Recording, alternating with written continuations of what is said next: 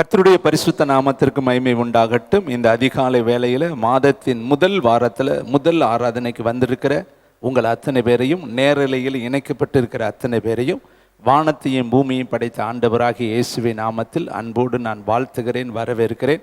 அற்புத இயேசு ஊழியத்தின் சார்பாக உங்கள் அத்தனை பேருக்கும் என் வாழ்த்துதலை பதிவு செய்து கொள்கிறேன். இந்த நாளின் இந்த அதிகாலை வேளையில் தேவன் உங்களோடு பேசும்படி கொடுத்த தேவனுடைய வார்த்தை எரேமியா எழுதின தீர்க்க தரிசன புஸ்தகம் 916 பக்கம், பழைய ஏற்பாடு. எரேமியா எழுதின தீர்க்க தரிசன புஸ்தகம் 31 அதிகாரம் 13 14 வார்த்தையின் கடைசி வரியை, நம்ம 2 வசனத்தின் கடைசி வரியை தியானிக்க போகிறோம். கர்த்தருக்கு மகிமை உண்டாகட்டும். நான் வாசிக்கிறேன், நீங்களும் அதை பாருங்கள். அப்பொழுது கன்னிகைகளும் வாலிபரும் முதியோரும் கூட ஆனந்த களிப்பாய் மகிழ்வார்கள். நான் அவர்கள் துக்கத்தை சந்தோஷமாய் மாற்றி அவர்களை தேற்றி அவர்கள் சஞ்சலம் நீங்க அவர்களை சந்தோஷப்படுத்துவேன். ஆசாரியர்களின் ஆத்துமாவை கொழுமையானவைகளினால் பூரிப்பாக்குவேன். என் ஜனங்கள் நான் அளிக்கும் நன்மையினால் திருப்தி ஆவார்கள் என்று கர்த்தர் சொல்லுகிறார். கரங்களை தட்டி கர்த்தருக்கு ஒரு நன்றி சொல்வோமா? இந்த வசனங்களை கர்த்தர் நினைவுபடுத்தி தியானிக்க நமக்கு அவர் கொடுத்திருக்கிறார். அதில் 13 வசனத்தில் கடைசி வரியை வாசிங்களே, அவர்களை சந்தோஷப்படுத்துவேன். 14 வசனத்தில் கடைசி 2 வரியை வாசிங்க, நான் அளிக்கும் நன்மையினால் திருப்தி ஆவார்கள். இந்த 2 வசனத்தை ஆவியானவர் உங்களோடு பகிர்ந்து கொள்ளும்படி கொடுத்து அனுப்பியிருக்கிறார். இந்த மாதம் வருஷத்தின் கடைசி மாதம். 11 மாதங்கள் பிரயாசப்பட்ட உங்களுக்கு இந்த 12வது மாதத்தின் முதல் நாள் கர்த்தர் சொல்லுகிற ஒரு வார்த்தை பாருங்க. அதிகாலை எழுந்து ஒருவன் வேலையை, கர்த்தருடைய தோட்டத்துக்கு வேலை செய்ய போனான். அடுத்து 3ஆம் மணி வேலையில் ஒருவன் போனான். 6ஆம் மணி வேலையில் போனார்கள். 9ஆம் மணி வேலையில் போனார்கள். 11ஆம் மணி வேலையிலும் போனார்கள். ஆனால் தேவன் கூலி கொடுக்க வந்தார் என்று சொல்லி வேதம் சொல்லுகிறது. அதிகாலையில் புறப்பட்டு போனவனுக்கும் கூலி கிடைத்தது. 3ஆம் மணி வேலையில் போனவனுக்கும் கூலி கிடைத்தது. 6ஆம் மணி வேலைக்கு போனவனுக்கும் கூலி கிடைத்தது. 11ஆம் மணி வேலைக்கு போனவனுக்கும் கூலி கிடைத்தது. எல்லா மணி வேலையிலும் யாரெல்லாம் வேலைக்கு போனார்களோ அத்தனை பேர்களுக்கும் சம கூலியை கொடுத்து கர்த்தர் ஆசீர்வதித்தார் என்று சொல்லி வேதம் சொல்லுகிறது. அதில் ஒரு வார்த்தை இருக்கிறது, என்னுடையதை என் இஷ்டப்படி செய்ய எனக்கு அதிகாரம் இல்லையா?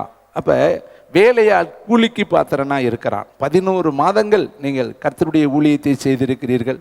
மனதார கர்த்தரை புகழ்ந்து துதித்திருக்கிறீர்கள். 149 ஆராதனையில் நீங்கள் கலந்து கொண்டு 50வது ஆராதனைக்கு நீங்கள் வந்திருக்கிறீங்க. இந்த 49 ஆராதனையில் ஒருவேளை உங்கள் முகங்கள் துக்கமாக இருந்திருக்கலாம், ஒருவேளை உங்கள் கண்கள் கண்ணீராக இருந்திருக்கலாம், உங்கள் வாழ்க்கையில் மாறாக இருந்திருக்கலாம், கசப்பு இருந்திருக்கலாம், வேதனை இருந்திருக்கலாம். உங்கள் வாழ்க்கையினுடைய ஏதாவது ஒரு பகுதியில் துக்கம் உங்களுடைய வாழ்க்கையில் நெருக்கி உங்களுடைய வாழ்க்கையில் வேதனையை கொடுத்திருக்கலாம். ஆனால் இந்த வாரம் அது யூபிலி என்று நம்ம பெயர் வைத்து அதற்காக நம்ம ஜெபித்த ஆயத்தமானபடியினால் கர்த்தர் சொல்லுகிற வார்த்தை, அவர்களை சந்தோஷ நான் படுத்துவேன்.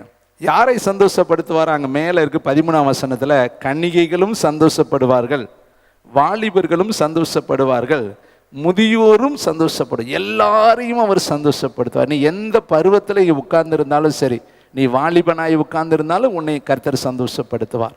நீர் முதிர் வயது உள்ளவர்களாய் இந்த இடத்துல உட்கார்ந்திருந்தாலும் கர்த்தர் உங்களை சந்தோஷப்படுத்துவார். நீங்கள் கன்னிகைகளாய் உட்கார்ந்திருந்தாலும் கர்த்தர் உங்களை சந்தோஷப்படுத்துவார். இல்லை பிரதர், நாங்கள் இந்த 3 கேட்டகரியை தாண்டி நாங்கள் ஆசாரிய பட்டத்துக்குள்ளே வந்திருக்கிறோம், ஊழியத்தில் நாங்கள் பிரகாரத்தில் நிற்கிறோம் என்று சொல்லி சொன்னீங்கன்னா 14வது வசனம், ஆசாரியர்களின் ஆத்துமாக்களையும் கொழுமையினால் நான் பூரிப்பாக்குவேன், நான் அளிக்கும் நன்மையினால் அவர்கள் திருப்தி ஆவார்கள். நீங்கள் எந்த இடத்துல நின்னாலும் இந்த 2 வசனத்துக்கு நீங்கள் உட்பட்டவர்களாய் உள்ளே கடந்து வர்றீங்க. பிரச்சையாய் நீங்கள் இருந்தாலும் சந்தோஷம் உண்டாகும், ஊழியத்தில் நீங்கள் இருந்தாலும் உங்களுக்கு சந்தோஷம் உண்டாகும். நீங்கள் வேதத்தில் கருத்தாய் வாசித்து பார்த்தால் ஏசாயா 66 5வது வசனத்தை நான் உங்களுக்கு நினைவுபடுத்த விரும்புகிறேன். நான் வசனத்தை மட்டும்தான் சொல்லுவேன், அந்த வசனத்தில் இருக்கிற வார்த்தைகளை நீங்கள் தான் ருசித்து எடுத்துக்கொள்ளணும். பக்க number 872. Thank you wonderful the holy spirit.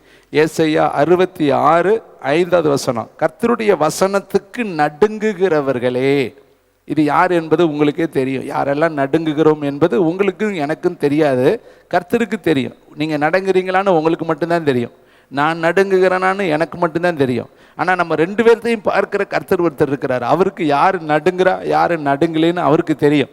வசனம் சொல்லுவார், கர்த்தருடைய வசனத்துக்கு நடுங்குகிறவர்களே அவருடைய வார்த்தையை கேளுங்கள். என் நாமத்தின் நிமித்தம் உங்களை பகைத்து உங்களை அப்புறப்படுத்துகிற உங்கள் சகோதரர் கர்த்தர் மகிமைப்படுவார் என்கிறார்களே, அவர் உங்களுக்கு சந்தோஷம் உண்டாகும்படி காணப்படுவார், அவர்களோ வெட்கப்படுவார்கள். இந்த மாசத்துல நிச்சயமாய் கர்த்தர் உங்களை சந்தோஷப்படுத்துவார். 100% நான் ஆணித்தரமாய் உங்களுக்கு சொல்லுகிறேன். அடுத்து உங்களுக்கு சந்தோஷம் உண்டாகும்படி 100% அவர் காணப்படுவார். உங்களை துன்பப்படுத்தினவர்கள் இந்த மாதம் வெட்கப்படுவார்கள். உங்களை வருத்தப்படுத்தினவர்கள் இந்த மாதம் வெட்கப்படுவார்கள். உங்களை சங்கடப்படுத்தினவர்கள் இந்த மாதம் துக்கப்படுவார்கள். ஆனால் அவர் உங்களுக்கு சந்தோஷம் உண்டாகும்படி காணப்படுவார். ஏசாயா 60:20 யோவான் 16:20 நீங்கள் வாசித்து பார்த்தா 2 இடத்துலையுமே ஒரே ஒரு வார்த்தை தான் அழகாக எழுதியிருக்கிறதை நான் நினைவுபடுத்த விரும்புகிறேன். இதெல்லாம் மனப்பாட வசனங்கள். ஏசாயா 60:20 உன் சூரியன் இனி அஸ்தமிப்பதும் இல்லை, உன் சந்திரன் மறைவதும் இல்லை, கர்த்தரே உனக்கு நித்திய வெளிச்சமாக இருப்பார். கைகளை தட்டி இந்த வார்த்தையை வாசிங்க. உன் துக்க நாட்கள் முடிந்து போகும். எவ்வளோ அழகா இருக்கு பார்த்தீங்கன்னா. உன்னுடைய துக்க நாட்கள், உன் குடும்பத்தினுடைய துக்க நாட்கள், உன் வாழ்க்கையினுடைய துக்க நாட்கள். இன்னைக்கு அநேகருடைய வாழ்க்கை துக்கமாகவே இந்த 11 மாதம் இருந்திருக்கலாம். 11 மாதமும் நீங்கள் மாறாவையே அனுபவித்திருக்கலாம். கசப்பு கலந்த தண்ணீரை நீங்கள் குடித்திருக்கலாம். 11 மாதமும் ரெட்டு உங்களுடைய வாழ்க்கையாக இருந்திருக்கலாம். கண்ணீர் உங்களுடைய அப்பமாக இருந்திருக்கலாம். நிந்தையும் அவமானமும் உங்களை பின்தொடர்ந்திருக்கலாம். ஆனால் நிச்சயமாய் அந்த 11ஆம் மணி வேலையில் கூலி கொடுக்க வந்தது போல இந்த 12ஆவது மாதம் 7ஆம் தேதி இந்த காலை வேளையில் கர்த்தருடைய வார்த்தை வருகிறது. உங்களை சந்தோஷப்படுத்துவேன், உங்களுக்கு சந்தோஷம் உண்டாகும்படி நான் காணப்படுவேன். உங்கள் துக்க நாட்கள் நிச்சயமாய் முடிந்து போகும். வேதம் சொல்லுது, நிச்சயமாய் முடிவு உண்டு. உன் துக்கம் சந்தோஷமாய் மாறும். நிச்சயமாய் முடிவு உண்டு.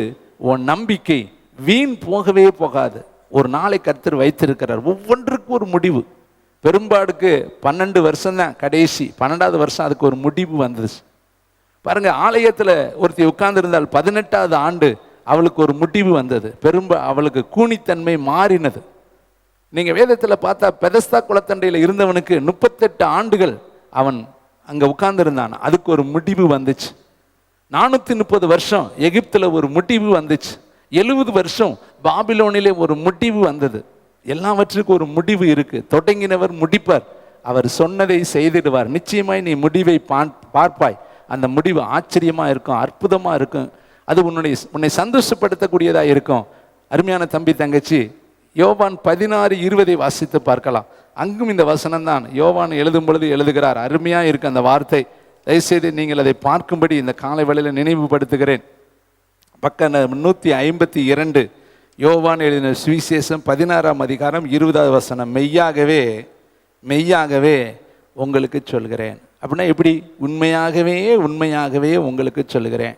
இன்னும் சொன்னால் நல்ல டிரான்ஸ்லேஷனில் சத்தியமாகவே சத்தியமாகவே நான் உங்களுக்கு சொல்கிறேன். அதை தான் ஒரு மெய்யாகவே மெய்யாகவே சொல்கிறேன். என்ன சொல்கிறாரா? நீங்கள் அழுது புலம்புவீர்கள், உலகம் சந்தோஷப்படும். நீங்கள் துக்கப்படுவீர்கள், ஆனாலும், இந்த வார்த்தை தான் ரொம்ப முக்கியம். ஆனாலும், இவ்வளோ நாளாக துக்கப்பட்டுட்டீங்களா? இவ்வளோ நாள் அழுது புலம்பிட்டீங்களா? அழுகையே உங்களுடைய வாழ்க்கையாக இருந்துச்சா? புலம்பலே உங்களுடைய வாழ்க்கையாக இருந்துச்சா? நீங்கள் வேதத்தில் 66 புஸ்தகத்தில் ஒரு புஸ்தகம் புலம்பல் புஸ்தகம். தயவுசெய்து வாய்ப்பு இருக்கிறப்ப உட்கார்ந்து அதை கொஞ்சம் தியானம் பண்ணி பாருங்கள். ஜனம் பெருத்த நகரி தனிமையாகி உட்கார்ந்து இருக்கிறாளே, சீமைகளுக்கு ஒப்பானவள் இப்பொழுது தனிமையாக இருக்கிறாளே என்று சொல்லி எரேமியா தீர்க்கதரிசி எருசலேமை குறித்து புலம்பி தவித்து அழுது கண்ணீர் வடித்து அந்த புஸ்தகத்தை எழுதுகிறார். அதில் தான் வேதம் சொல்லுது, கர்த்தருடைய கிருபை, ஆண்டவர் என்றென்றைக்கும் கைவிட மாட்டார், தம்மை அண்டிக் கொள்கிறவர்களுக்கு அவருடைய கிருபை இருக்குது. இதெல்லாம் அதில் தான் எழுதப்பட்டிருக்கு. அப்போ அருமையானவர்களே, இங்கு வேதம் சொல்லுது பாருங்க, நீங்கள் துக்கப்பட்டீங்க, நீங்கள் அழுதிங்க, நீங்கள் புலம்பினீங்க, உலகம் பூரா சந்தோஷமாக இருந்துச்சு, நீங்கள் மட்டும் வருத்தத்தில் இருந்தீங்க. ஆனால் கடைசியில் முடிக்கும் பொழுது எழுதுறாரு, ஆனாலும் கைத்தட்டுங்க, உங்கள் துக்கம் சந்தோஷமாய் மாறி. எத்தனை பேர் விசுவாசிக்கிறீங்க? உங்கள் மனசுக்குள்ளே சொல்லுங்கள். இந்த மாதம் 50வது நாள், 50வது ஆராதனை. இந்த காலை ஆராதனையில் இது 50வது ஆராதனை. அப்போ இந்த 50 என்றால் யூபிலி என்று அர்த்தம். யூபிலி என்றால் விடுதலையாக்கப்படுகிற நாள். 50 என்றால் ஆவியானவர் ஊற்றப்படுகிற நாள். அந்த மேல் வீட்டில் ஏறினாங்களே 120 பேர் எல்லாம் பரிசுத்தவான்னு நினைக்கிறீங்களா? எல்லாரும் ஜெப வீரர் என்று நினைக்கிறீங்களா? எல்லாரும் ஊழிய அழைப்பு பெற்றவர்கள் என்று நினைக்கிறீங்களா? இல்லைங்க, எதர்ச்சியாக எல்லாருமே போய் ஏறி போனாங்க. அங்கே இருந்த எல்லாருமே ரொம்ப பயங்கரமான பவர்ஃபுல்லானவங்க கிடையாது. ஒரு மனமாக போய் உட்கார்ந்தாங்க, அவ்வளோதான். ஒரு மனமாய் உட்கார்ந்த பொழுது கர்த்தருடைய மகிமை அவர்களை நிரப்பினது பாருங்க. அவர்கள் எல்லாரும் பற்பல பாஷைகளை பேசினார்கள். அவர்கள் எல்லாரும் தேவனுடைய மகத்துவங்களை பேச ஆரம்பித்தார்கள். அங்க பார்த்தவங்க எல்லாம் பிரமிக்கிறாங்க, இப்படி எல்லார் மேலேயும் ஆவியானவர் ஊற்றப்பட்டிருக்கிறாருன்னு. அதுக்கு அடுத்து பார்த்தீங்கன்னா ஊழியத்தினுடைய வரலாறுகளே மாறுகிறது. ஆவியானவர் எங்கே ஊற்றப்படுகிறாரோ அங்கே வரலாறுகள் மாற்றி அமைக்கப்படும். தேவனுடைய பிள்ளைகளே, இது என்றைக்கு நடந்துச்சுன்னா 50வது நாள் நடந்துச்சு. இந்த 50வது ஆராதனைக்காய் நாங்கள் அதிக ஜெபம் பண்ணி வந்திருக்கிறோம். கொஞ்சம் நஞ்ச ஜெபம் இல்லை, நேற்றில் இருந்து இங்கே டீமாக ஜெபம் நடந்திருக்கு. உங்களுக்காக நீங்கள் ஆசீர்வதிக்கப்படணும், உங்கள் வாழ்க்கை ஆசீர்வதிக்கப்படணும், உங்கள் குடும்பம் ஆசீர்வதிக்கப்படணும். இன்னைக்கு நீங்கள் நப்தலியாய் மாறணும், நீங்கள் விடுதலை பெற்றே ஆகணும். விடுதலை பெற்றுத்தான் இந்த ஆலயத்தை விட்டு நீங்கள் வெளியேறணுங்கிறதுக்காக அநேக உத்தரவாதிகள் இங்கே உத்தரவாதம் செலுத்தி ஜெபித்திருக்கிறார்கள். ஒரு நாளும் ஜெபம் வீண் போகாது, ஜெபம் ஒரு நாளும் தரையில் விழாது. நிச்சயமாக இந்த ஜெபத்திற்கு நீங்கள் பாத்திரவானா இருக்க கர்த்தர் விரும்புகிறார். அதனால தான் இந்த காலை வேளையில் உங்களுக்கு சொல்கிறாரு, உங்களுக்கு சந்தோஷம் உண்டாக நான் செய்வேன், நான் உங்களுக்கு சந்தோஷப்படுத்துவேன். பாருங்களேன், அவர்களை சந்தோஷப்படுத்துவேன். அது வார்த்தை ரொம்ப முக்கியம், படுத்துவேன். நிச்சயமாய் உங்களை ஏதோ ஒரு விதத்தில் இந்த நாளில் சந்தோஷப்படுத்த போறார். எது உங்களுக்கு கொடுத்தாலும் சந்தோஷமா, அந்த சந்தோஷம் இன்றைக்கு இந்த காலை வேளையில் இந்த 50வது ஆராதனை நிச்சயமாய் நடைபெறும். அதை இருதயத்தை திறந்து வைத்து நீ இந்த வார்த்தையை கேளு. ஆண்டவரே, நான் எனக்கு சந்தோஷம் வரணும், என் துக்கம் மாறணும், என் கண்ணீர் துடைக்கப்படணும், என் கவலை மாறணும். இந்த 50வது ஆராதனை என் வாழ்க்கையில் மாற்றமான ஆராதனையாய் மாறணும். நான் புது வருஷத்துக்குள்ள உற்சாகத்தோடு போவதற்கு எனக்கு அற்புதங்கள் அதிசயங்கள் இந்த நாளில் நடக்கணும்னு சொல்லி நீ அதிக எதிர்பார்ப்போடு இன்னைக்கு உட்கார்ந்துருந்தேனா நிச்சயமாய் கர்த்தர் உங்களை நிரப்புவார். தம்பி தங்கச்சி, உன்னை யூப்ளி என்று சொல்லி விடுதலை பெற்ற பெண்மானாய் மாற்றுவார். அடுத்து பாருங்க, பிலிப்பியருக்கு பவுல் எழுதும் பொழுது ஒரு வார்த்தையை அழுத்தம் திருத்தமாக திரும்ப திரும்ப சொல்றார். அந்த வார்த்தை என்னுடைய இருதயத்தை ரொம்ப தொட்டுச்சு. அதனால் அதை உங்களுக்கு நினைவுபடுத்திட்டு நான் ஆண்டருடைய வார்த்தைக்குள்ளே போனால் நல்லது. 273வது பக்கம், புதிய ஏற்பாடு. Thank you, wonderful the holy spirit. பிலிப்பியருக்கு எழுதின புஸ்தகம் 4ஆம் அதிகாரம் 4ஆம் வசனம். கர்த்தருக்குள் எப்போதும் சந்தோஷமாயிருங்கள், சந்தோஷமாயிருங்கள் என்று மறுபடியும் சொல்கிறேன். நல்ல வார்த்தை பார்த்தீங்களா? பிலிப்பு பட்டணத்துக்கு பவுல் சந்தோஷமா இரு, எப்போது சந்தோஷமா இரு, மறுபடியும் மறுபடியும் நான் சொல்றேன் சந்தோஷமா இரு. அப்ப இன்னைக்கு கர்த்தர் பிலிப்பு பட்டணத்துக்கு எழுதின நிருபத்திலேயே பவுல் சந்தோஷமா இருங்கன்னு எழுதுனா, ஏசப்பா எந்த அளவுக்கு உன்னை சந்தோஷப்படுத்த விரும்புவார் யோசித்து. நீ மட்டும் துக்கமா இருக்கிறதுக்கு அவருக்கு விருப்பமா? நீ மட்டும் கண்ணீரா இருக்கிறதுக்கு அவர் விருப்பமா? என் பிள்ளைகள் நான் அளிக்கும் நன்மையினால திருப்தி ஆவார்கள். அப்போ உன்னை திருப்திப்படுத்த அவர் விரும்புகிறார். பாருங்களே, ஏசாயா 25:8 நீங்க வாசித்து பாருங்க. 829வது பக்கம், பழைய ஏற்பாடுல அவருடைய மனது எப்படிப்பட்ட மனது என்பதை நான் உங்களுக்கு காண்பிக்க விரும்புகிறேன். 829வது பக்கம். கொஞ்சம் வசனத்தை அங்கிட்டு இங்கிட்டு நீங்க திருப்பினா தான் இப்படியெல்லாம் வசனங்களை கர்த்தர் நமக்காகத்தான் எழுதி வைத்திருக்கிறார். ஏசாயா 25:8, அவர் மரணத்தை ஜெயமாய் விழுங்குவார், கர்த்தனாகிய தேவன் எல்லா முகங்களில் இருந்து, பக்கத்தில் பாருங்க, உங்க முகத்தில் இருக்கிற கண்ணீர், பக்கத்தில் இருக்கிறவங்க முகத்தில் இருக்கிற கண்ணீர், இந்த ஆலயத்தில் இருக்கிற அத்தனை பேருடைய கண்ணீர். வேதம் சொல்லுது, மார்த்தால் அழுதாள், மரியாள் அழுதாள், இயேசு கண்ணீர் விட்டார். வேதத்தில் நிறைய பேர், எசேக்கியா அழுதான், அன்னாள் அழுதாள், நிறைய தாவீது அழுது கொண்டே சீனாய் மலையில் ஏறினான், ஒலிவ மலையில் ஏறினான். நிறைய பேரை நம்ம வேதத்தில் பார்த்தால் அவர்கள் அழுதார்கள். நெகேமியா அழுதான், வேதத்தில் இருக்கு. நிறைய பேர் கண்ணீர் வெடித்தார்கள். அந்த கண்ணீரை எல்லாம் கர்த்தர் பார்த்தார். ஏன்னா அதனால தான் தாவீது சொல்றார், என் கண்ணீரை உம்முடைய துருத்தியில் வைத்திருக்கிறீரே. ஒருவேளை இந்த 11 மாதங்கள் நீ அழுது அழுது அந்த அழுகை அவருடைய கண்ணீரில் அவருடைய துருத்தியில் இருக்கலாம் இன்னைக்கு. அதனால தான் இந்த வார்த்தையை சொல்றாரு, கர்த்தராகிய தேவன் உங்க பேரை போட்டுக்குங்க, முகங்களில் இருந்து கண்ணீரை துடைத்த அவரையே துடைப்பார். மனுஷன் துடைச்சா திருப்பி வந்துடும். ஏசப்பா ஒருத்தனுடைய கண்ணீரை துடைச்சாருன்னா அவனுக்கு அப்புறம் கண்ணீரே வராது. ஏனென்றால் அவர் நிரந்தரமாக துடைக்கிறவர். நீங்கள் லூக்கா புஸ்தகத்தில் வாசித்து பாருங்களேன், 7ஆம் அதிகாரம் 11ஆம் வசனத்தை நான் உங்களுக்கு நினைவுபடுத்த விரும்புகிறேன். லூக்கா எழுதின சுவிசேஷம் 88வது பக்கம். Thank you, wonderful the holy spirit. 7ஆம் அதிகாரம் thank you wonderful the holy spirit. 11வது வசனத்தை வாசிக்கலாமா? Thank you Jesus. மறுநாளிலே அவர் நாயின் என்னும் ஊருக்கு போனார். அவருடைய சீசர் அநேகரும் திரளான ஜனங்களும் அவரோடு கூட போனார்கள். அவர் ஊரின் வாசலுக்கு சமீபித்த பொழுது மரித்து போன ஒருவனை அடக்கம் பண்ணும்படி கொண்டு வந்தார்கள். அவன் தன் தாய்க்கு ஒரே மகனாயிருந்தான், அவளோ கைம்பெண்ணாயிருந்தாள். ஊரில் வெகு ஜனங்கள் அவரோடு கூட வந்தார்கள். கர்த்தர் அவளை பார்த்து அவள் மேல் மனதுருகி, என்ன வார்த்தை சொல்றாரு? எல்லா முகத்தில் இருக்கிற கண்ணீரை துடைப்பார் என்று சொல்லி நம்ம வாசித்தோம் அல்லவா? இந்த மகள் ஒரு விதவை, ஒரே ஒரு மகன் மட்டும்தான் இருக்கிறான், வேற ஒன்றும் கிடையாது. அவளுக்குன்னு வாரிசு யாருமே கிடையாது. கணவனும் மரித்து போச்சு, விதவை பொன்.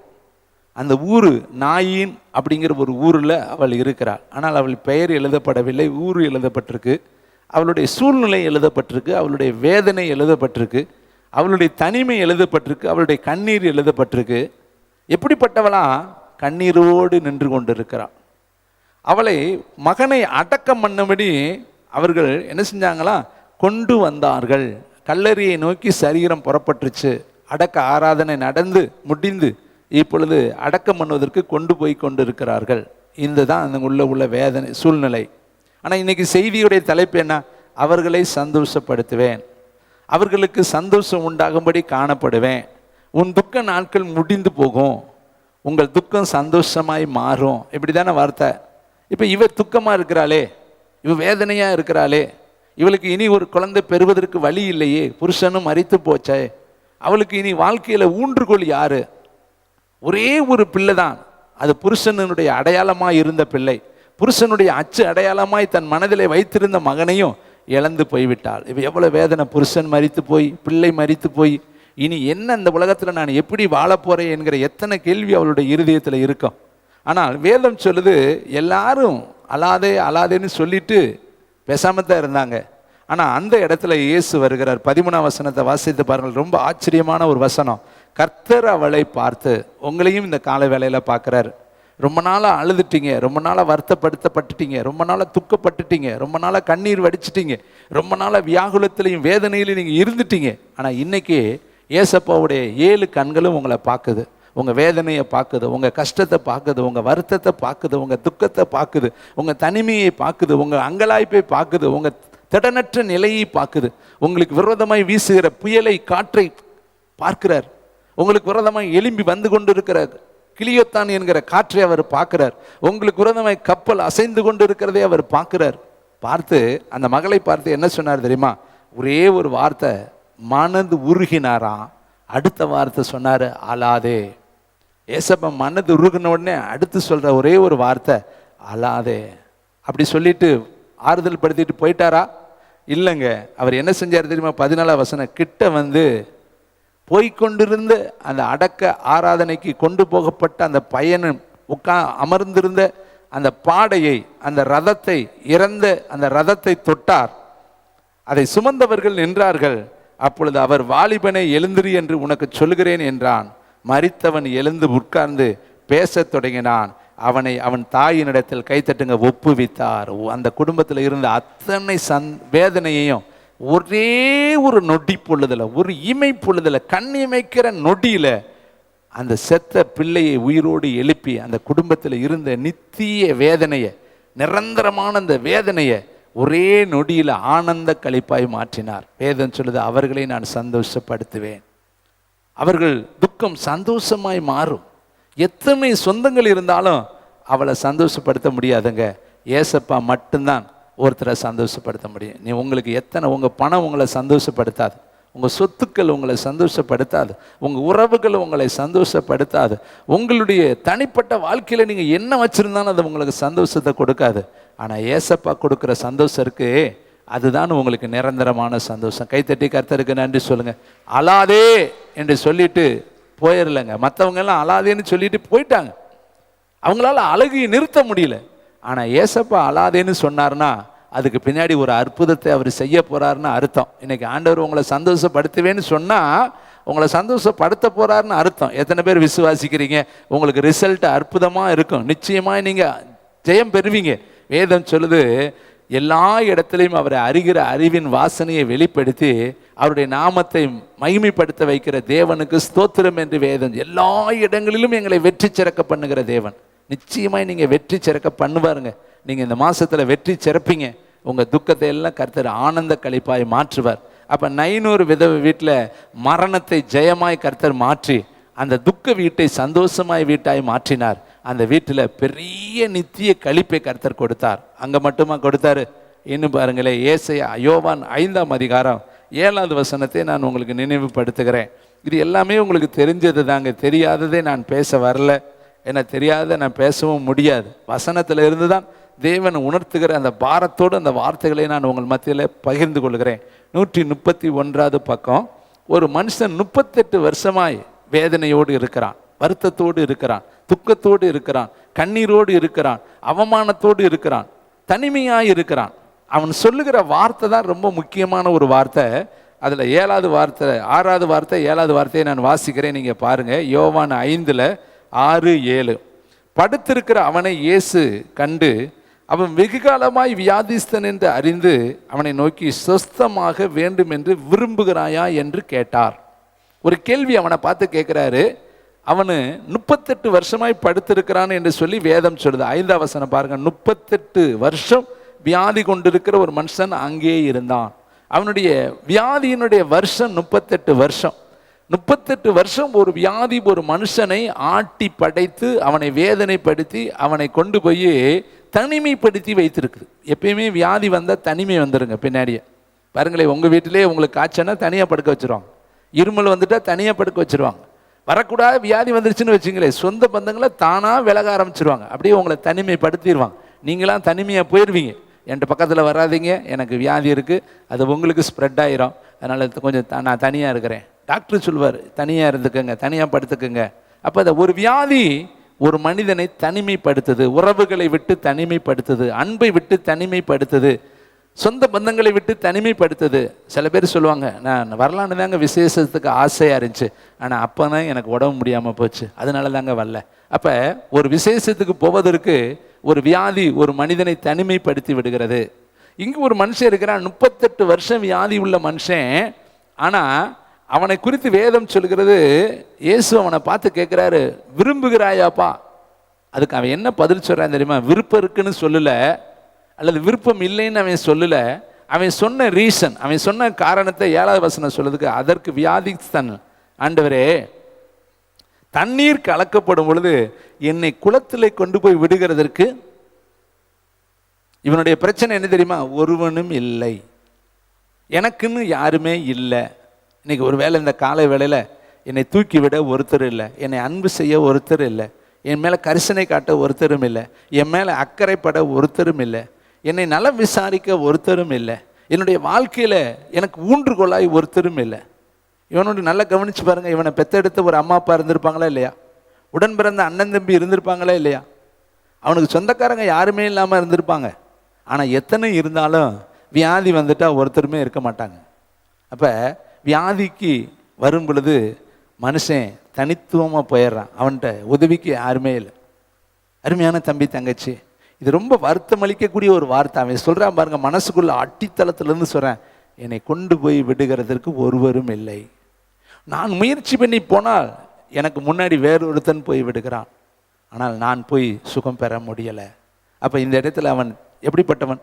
தனிமையான ஒரு மனிதன், வியாதியான ஒரு மனிதன், பல ஆண்டுகள் இந்த வியாதியை சுமந்து கொண்டு இருக்கிற ஒரு மனிதன். ஒருவேளை இன்றைக்கு நீங்களும் தனிமையாக இருக்கிறீங்களா? ஒருத்தர் கூட உங்களுக்கு இல்லையா? அன்பு பாராட்ட யாருமே இல்லையா? நீங்களே சொல்லுவீங்க, ஒரு ஃபோன் பண்ணி கூட கேட்க மாட்டேங்கிறாங்க, ஒருத்தரும் விசாரிக்க மாட்டேங்கிறாங்க. நல்லா இருந்தால் ஊரே வருங்க. நீங்கள் வியாதிப்பட்ட பிற்பாடு, பொருளாதாரத்தில் நலிவடைந்த பின்னாடி, உங்களுடைய அழகெல்லாம் அற்றுப்போன பின்னாடி ஜனங்கள் நம்மளை நேசிப்பது ரொம்ப கம்மி. பாருங்கள், யோபுவோடைய வாழ்க்கையில் நம்ம பார்க்குறோம். மனைவியே தூசிக்க சொல்லி சிநேகிதர்களே குற்றப்படுத்தினார். அவனுடைய அழகெல்லாம் அற்றுப்போன பின்பு உலகம் அவனை தூக்கி எறிந்தது என்று வேதத்தில் பார்க்கிறோம்.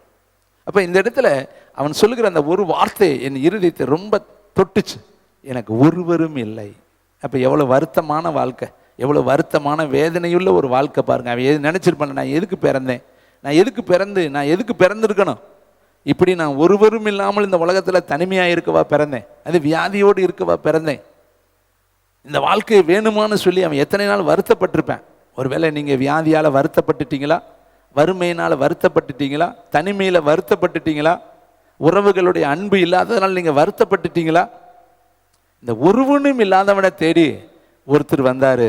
அவர் தான் ஆண்டவராக இயேசு கிறிஸ்து. கரங்களை தட்டி கருத்திற்கு நன்றி சொல்லு. யாருமே இல்லைனாலும் உனக்காக ஜீவன் கொடுத்த ஒருவர் இருக்கிறார். உனக்காக உயிரை தியாகம் பண்ணின ஒருவர் இருக்கிறார். உனக்காக சிலுவை சுமந்த ஒருவர் இருக்கிறார். உனக்காக முள்முடி தாங்கின ஒருவர் இருக்கிறார். உனக்காக கைகளிலும் கால்களிலும் ஆணிகள் கடாவப்பட்ட ஒருவர் இருக்கிறார். உனக்காக வலது பக்கத்தில் பரிந்து பேசக்கூடிய ஒருவர் இருக்கிறார் என்பதை இந்த மாதத்தில் நீ முதல்ல மனசுக்குள்ள பதித்துக்கொள் தம்பி, தங்கச்சி, தாயை, தகப்பன. எனக்கு ஒருவர் இருக்கிறார். நீ அனாதை அல்ல, நீ தனிமையானவன் அல்ல, இந்த உலகத்தில் நீ தனிமையாய் விடப்பட்டவள் அல்ல. யோவான்ல சொல்றாரு, நான் உங்களை திக்கற்றவர்களாய் விட்டேன், உங்களிடத்துல நான் வருவேன். நீங்க திக்கற்றவர்கள் கிடையாது. நம்ம சொல்றது, எனக்கு சொந்த பந்தம் இல்லைங்க, எனக்கு வசதி வாய்ப்பு இல்லைங்க, எனக்கு கவர்மெண்ட் சம்பளம் இல்லைங்க, எனக்காக எந்த உதவி செய்ய ஆட்கள் இல்லைங்க, நான் அனாதைங்க, நான் தரித்திரம், அப்படிலாம் சொல்லாதீங்க. உங்களுக்காக இயேசு கிறிஸ்து இருக்கிறார். உங்களுக்காக ஜீவன் கொடுத்தவர் இருக்கிறார். உங்களை அதிகமாய் நேசிக்கிறவர் இருக்கிறார். இந்த உலகத்தில் இருக்கிற மனுஷனுடைய நேசம் அது உங்க மேல இருக்கிற அந்த கவர்ச்சியினால வர்ற நேசம், அன்பினால வர்ற நேசம், அதெல்லாம் தனிப்பு. ஆனா ஏசப்பா எந்த எதிர்பார்ப்பும் இல்லாமல் உங்களை நேசிக்கிறார். உங்கள்ட்ட எந்த எதிர்பார்ப்பும் இல்லாமல் உங்களை உயிருக்குயிராய் நேசிக்கிற ஒரே ஒருத்தர் ஆண்டவராகிய இயேசு கிறிஸ்து. அப்ப அருமையானவர்களே, இங்க வேதம் சொல்லுது பாருங்க, ஒருவனுமே இல்லை. ஆனா அந்த ஒருவனுமே இல்லாத ஒருத்தனை தேடி இயேசு போய் சொன்னாரு, படுக்கையை எடுத்துக்கிட்டு போப்பா, உன் துக்கம் எல்லாம் சந்தோஷமாய் மாறிடும். இனி உனக்கு கண்ணீர் இல்லை, உனக்கு வேதனை இல்லை. அவன் சொல்றான், குளத்துல தானே குதிச்சு சுகம் பெற்றாங்க, இனி நீ குளத்துல எல்லாம் குதிக்க வேணாம்ப்பா, உனக்கு இந்த சட்டப்படி அந்த குளத்துல குதிக்கணும்னு அவசியமே இல்லைப்பா. குளத்தையே சிருஷ்டித்தவர் நான் வந்திருக்கிறேன், குளத்தையே உருவாக்கினவர் நான் வந்திருக்கிறேன், தேவதூதர்களை உருவாக்கினவர் நான் வந்திருக்கிறேன், உனக்காக ஜீவன் கொடுக்க வந்திருக்கிறவர் நான் வந்திருக்கிறேன்னு சொல்லி எந்த சட்டதிட்டமுமே இல்லாமல் குளத்துல குதிக்க வேண்டிய அவசியமே இல்லை, எழுந்து படுக்கை எடுத்து கொண்டு போனான். கைத்தட்டி கர்த்தருக்கு. இப்ப 38 வருஷம் துக்கம் ஒரே ஒரு கண்ணிமைக்கிற நேரத்துல சந்தோஷமாய் மாறினது. இன்னைக்கு உங்க வாழ்க்கையில இந்த 50வது நாள், 50வது ஆராதனை, நிச்சயமா இந்த ஆலயத்தை விட்டு நீ வெளியேறதுக்குள்ள ஏதோ ஒரு பகுதியில் கர்த்தர் உன்னை சந்தோஷப்படுத்த போறார். அதனால இந்த வார்த்தையை கொடுத்திருக்கிறார், அவர்களை சந்தோஷப்படுத்துவேன். எத்தனை பேர் விசுவாசிக்கிறீங்க கர்த்தர் உங்களை சந்தோஷப்படுத்துவாரு? அடுத்து இன்னொரு வசனம், அப்போஸ்தலர் புஸ்தகம் 3ஆம் அதிகாரம் 2வது வசனம். எல்லாருக்கும் தெரிந்த வசனம், படித்த வசனம், ஆனால் அதை கொஞ்சம் பட்டை தீட்டி நான் உங்களுக்கு காண்பிக்க விரும்புகிறேன். அப்போஸ்தலர் 164வது பக்கம், அப்போஸ்தலர் 3ஆம் அதிகாரம் 2வது வசனம். அப்பொழுது தன் தாயின் வயிற்றிலிருந்து சப்பானியாய் பிறந்த ஒரு மனுஷனை சுமந்து கொண்டு வந்தார்கள். தேவாலயத்திலே பிரவேசிக்கிற இடத்துல பிச்சை கேட்கும்படி நாடோறும் அவனை அலங்கார வாசல் எண்ணப்பட்ட தேவாலய வாசலண்டையில.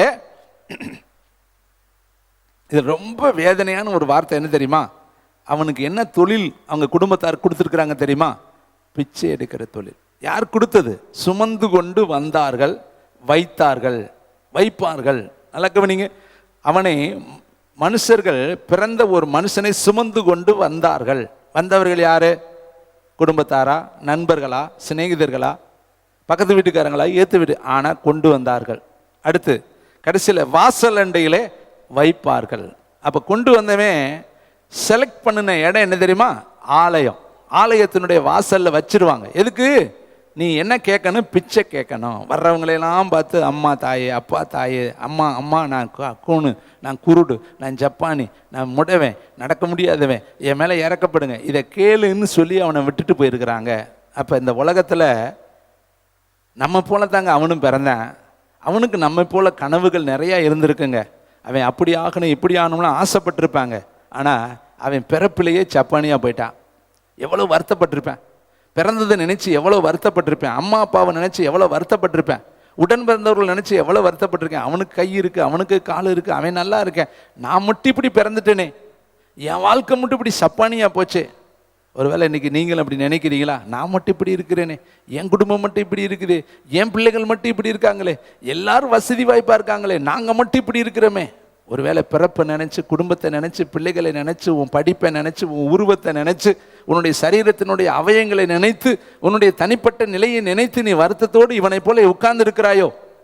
இதில் கொண்டு வந்து இடம் பாருங்க, பிச்சை எடுக்கிறதுக்கு நிறைய இடம் இருக்குதுங்க. பஸ் ஸ்டாண்ட் இருக்குது, சந்தைகள் இருக்குது, தெரு இருக்குது, இன்னும் பார்த்தீங்கன்னா பலவிதமான கடைகள் இருக்குது. அங்கெல்லாம் கொண்டு போகாமல் அவங்க கொண்டு வந்து வச்ச இடம் தேவாலய வாசல் அண்டையில் வைப்பாங்க. அப்போ முன்னாடி இருக்கிறது ஆலயம், உள்ளே போகிறவங்க ஜெபிக்க போகிறாங்க, ஆனால் இவன் பிச்சை எடுக்க உட்காந்துருக்கிறான். இப்போ நீங்கள் ஆலயத்துக்கு ஜெபிக்க வந்திருக்கிறீங்க, ஆனால் அவனும் வந்தேன் எதுக்கு வர?